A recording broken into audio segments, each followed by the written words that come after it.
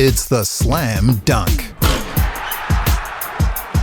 It certainly is. I want to talk about porn, about this consent issue and about being good parents. The internet is not a parent. It will teach our kids all the wrong things about porn, won't it?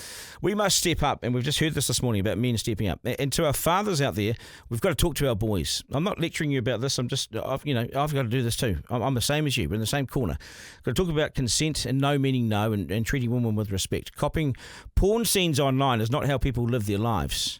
So keep telling them that. We've got to confront them and talk about it. Don't be embarrassed.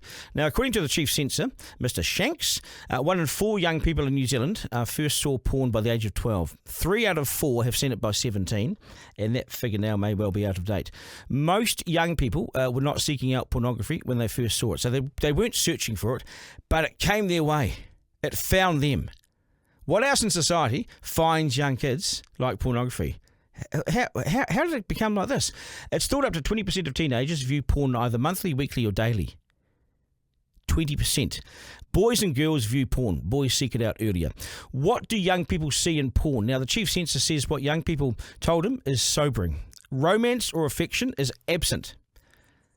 It's common for them to have seen violence, aggression and non-consensual activity in porn. This was a 2019 report by Mr. Shanks, David Shanks, who was the previous chief censor. They frequently see a man controlling and dominating another person. Portrayals of gender roles are particularly concerning. Young people were much more likely to see a focus on men's pleasure and dominance, while also more likely to see women being demeaned or subjected to violence or aggression and non-consensual behaviour. How sickening. Most young people have never talked about it with a parent or caregiver, and we learned that again this morning. Most young people in New Zealand have seen pornography. Porn isn't just an issue for teens, it's an issue for kids.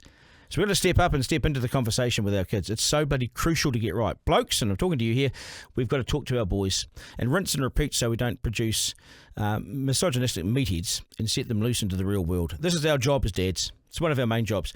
Talk consent. Tell them that porn is not how people live their lives. That's not normal. The internet won't get this right and has no intention of turning anything off. Okay? So we've all got skin in the game. I've also got 2 daughters.